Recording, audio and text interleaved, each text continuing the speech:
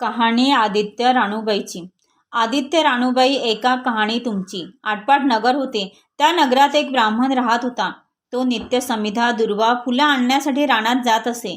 तिथं देवकन्या नागकन्या वसा वसत होत्या। त्या ब्राह्मणांना दिसल्या। ब्राह्मणाने त्यांना विचारले, बायांनो, कसला वसा वसला तो मला सांगा. तुला रे वसा कशाला हवा? उतशील मातशील घेतला वसा टाकून देशील.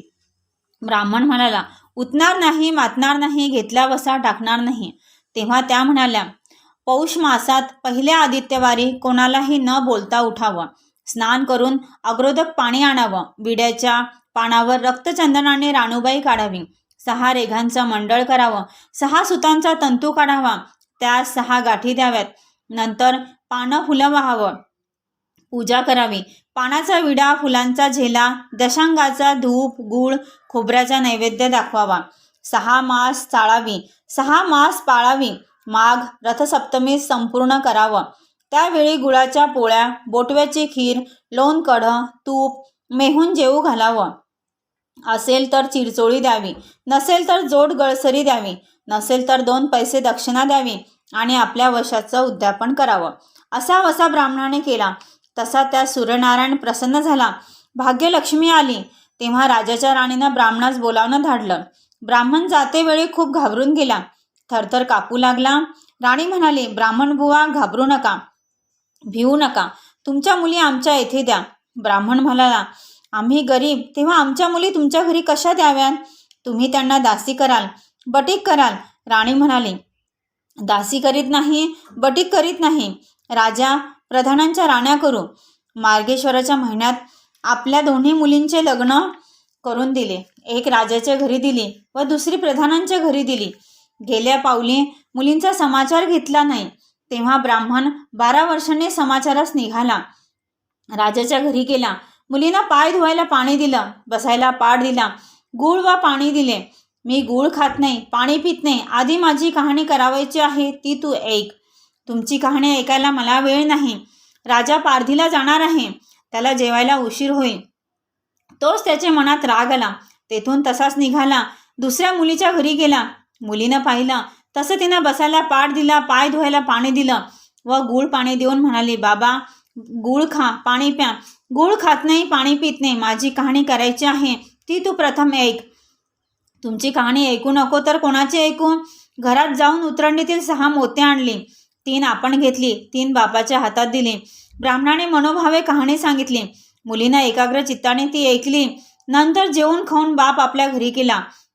बायकोने मुलीचा समाचार कसा आहे विचारला. जिनं कहाणी ऐकली नाही ती दरिद्री होऊन दुःखानं पिडली. राजा मुलखावर निघून गेला. जिनं कहाणी ऐकली आहे ती मोठ्या वैभवात नांदत आहे. इकडे ती गरीब झाली होती. तिनं आपल्या मुलाला वैभवात असलेल्या मावशीकडून काही दिलं तर घेऊन येण्यास सांगितलं. पहिल्या आदित्यवारी पहिला मुलगा उठला व तळ्याच्या पाळी जाऊन उभा राहिला. अगं अगं दासींनो, तुम्ही दासी कोणाच्या? आम्ही दासी प्रधानाच्या. प्रधानाच्या राणीला जाऊन सांगा, तुमच्या बहिणीचा मुलगा आला आहे. दासींनी जाऊन सांगितले. तो फाटके नेसला आहे, तुटके पांघरला आहे, तळ्याच्या पाळीला उभा आहे. परसदाराने घेऊन या. परसदारानं घेऊन आल्या. न्हाऊ माखू घातलं, पितांबर नेसायला दिला, जेवू खाऊ घातलं, कोहळा पोखरला, त्यात होऊन मोहरा भरल्या. जाताना कुठं ठेवू नको, विसरू नको, जपून घरी घेऊन जा. तो वाट्याने जाऊ लागला. तो सूर्यनारायण माळाच्या रूपाने आला व हातचा कोहळा काढून नेला. घरी गेला. आईने विचारलं, काय रे बाबा, मावशीने काय दिलं? दैवाने दिलं, कर्माने नेलं. मावशीने दिले होते, पण ते सर्व गेले. पुढे दुसऱ्या आदित्यवारी दुसरा मुलगा गेला. तळ्याच्या पाळी उभा राहिला व प्रधानाच्या दासीकडून प्रधानाच्या राणीला निरोप दिला. त्यांनी सांगितलं, प्रधानाच्या राणीने त्याला घरी नेऊन न्हाऊ माखू घातलं, पितांबर नेसायला दिला, जेवू खाऊ घातलं, काठी पोखरून होऊन मोहरांनी भरून दिली. जाताना कुठं ठेवू नको, विसरू नको, जपून घरी घेऊन जा असे सांगितले. वाटेत सूर्यनारायण गुराखाच्या रूपाने आला. हातची काठी काढून घेतली. घरी गेला. घडलेली गोष्ट आईला सांगितली. दैवाने दिलं ते सर्व कर्माने नेलं. पुढे तिसऱ्या आदित्यवारी तिसरा मुलगा गेला. तळ्याच्या पाळी उभा राहिला. पहिल्यासारखे प्रधानाच्या राणीने घरी नेऊन न्हाऊ माखू घातलं, पितांबर नेसायला दिला, जेवू खाऊ घातला, नारळ पोखरून होऊन मोहरांनी भरून दिला. जाताना कोठे ठेवू नको, विसरू नको म्हणून सांगितलं. वाटेने जाताना विहिरीच्या काठी नारळ ठेवून तो पाणी प्यावयास विहिरीत उतरला. तो नारळ गडगडून विहिरीत पडला. मुलगा घरी गेला व म्हणाला, आई ग, मावशीने दिलं पण दैवाने ते सर्व बुडालं. चौथ्या आदितवारी चौथा मुलगा गेला. त्याला पण पहिल्यासारखं नाऊ माकू घातलं, जेऊ खाऊ घातलं, दह्याची शिदोरी होन मोहरा घालून बरोबर दिली. जाताना वाटेत सूर्यनारायण घारीच्या रूपाने आला. हातची शिदोरी घेऊन गेला. तो घरी गेला. आईने विचारलं, मावशीने काय दिलं? आई ग, मावशीने दिलं पण दैवाने ते सर्व नेलं. पाचव्या आदितवारी आपण उठली. तळ्याच्या पाळी उभी राहिली. दासीने तिचा निरोप तिच्या बहिणीला सांगितला. बहिणीने तिला ही परसदाराने घरी नेलं. नाऊ माखू घातली. चोळी पातळ नेसायला दिलं. प्रधानाची राणी आदितवारी कहाणी करू लागली. काय वसा करतेस तो मला सांग बहीण. म्हणाली, अगं अगं पापिनी, चांडाळणी, बापाची कहाणी ऐकली नाहीस म्हणून तुला दारिद्र्य आलं. राजाच्या राणीने विचारलं, याला उपाय काय करू? तेव्हा तिनं वसा सांगितला. ती बहिणीच्या घरी राहिली. पौष मास आला. बहिणीने सांगितल्याप्रमाणे तिने सूर्यनारायणाची पूजा केली. इकडे राजाला भाग्य आले.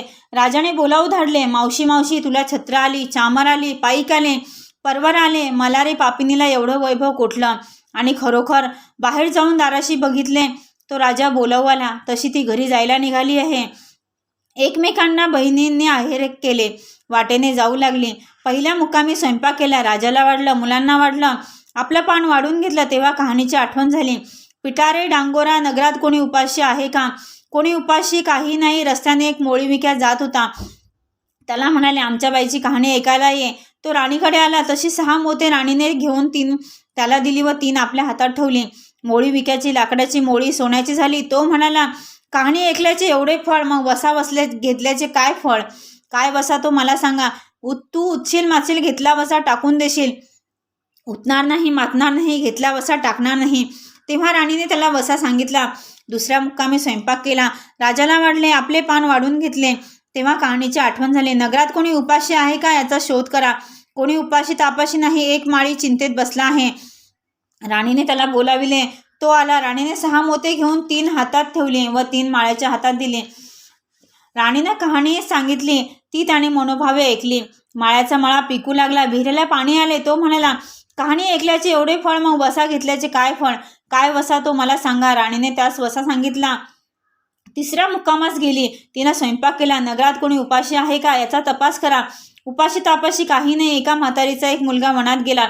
तो परत आला नाही. एका डोहात बुडाला होता. एका सर्पाने खाल्ला होता. राणीने तिला कहाणी ऐकण्यास बोलाविले. ती म्हणाली, मी कहाणी ऐकून काय करू? मी मुलासाठी रडत आहे. असे म्हणून ती म्हणाली. राणीने तिला कहाणी सांगितली. ती तिने मनोभावे ऐकली. तिचा मुलगा वनातून परत आला. डोहात बुडाला होता तोही आला. सर्पाने खाल्ला तोही आला. ती म्हणाली, बाई, ऐकल्याचे एवढे फळ, मग वसा घेतल्याचे काय फळ? काय वसा तो मला सांग. मग राणीने तिलाही वसा सांगितला. पुढे चौथ्या मुक्कामास गेली. स्वयंपाक केला. राजाला वाढलं, मुलांना वाढलं. आपलं पान वाढून घेतलं. तेव्हा कहाणीची आठवण झाली. नगरात कोणी उपाशी तापाशी आहे का याचा शोध करा. कोणी उपाशी नाही, तापाशी नाही. काना डोळा मासाचा गोळा, त्याला हात पाय नाही असा एक मनुष्य रस्त्यावर पडला आहे. त्याच्या अंगावर तांब्यावर पाणी ओतलं. पालता होता तो उलथा केला. 6 मोती होती. 3 मोती त्याच्या बेंबीवर ठेवली. 3 मोती आपणाकडे ठेवली. राणीने त्याला कहाणी सांगितली. त्याने मनोभावे ऐकली. त्याला हातपाय आले. देह दिव्य झाला. तो म्हणाला, कहाणी ऐकल्याचे एवढे फळ, मग वसा घेतल्याचे काय फळ? काय वसा तो मला सांगा. मग राणीने त्याला पण वसा सांगितला. 5व्या मुक्कामास घरी आले. स्वयंपाक केला. सूर्यनारायण जेवायला आले. षड्रस पक्वान्न जेवायला केली. सूर्यनारायण भोजनास बसले. त्यांना पहिल्या घासास केस लागला. ते म्हणाले, अगं कोण्या पापिणीचे केस आहे? राजाच्या राणीला 12 वर्ष दरिद्र आलं होतं. तिने आदितवारी वळचणी खाली बसून केस विंचरले होते. काळा चव्हाळ डोईचा केस. वळचणीची काडी डाव्या खांद्यावरून वेशी बाहेर टाकून दे. राजाच्या राणीला सूर्यनारायणाचा कोप झाला.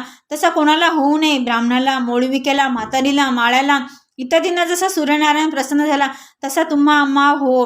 ही 60 उत्तराची कहाणी 5 उत्तरी सफोडा संपूर्ण.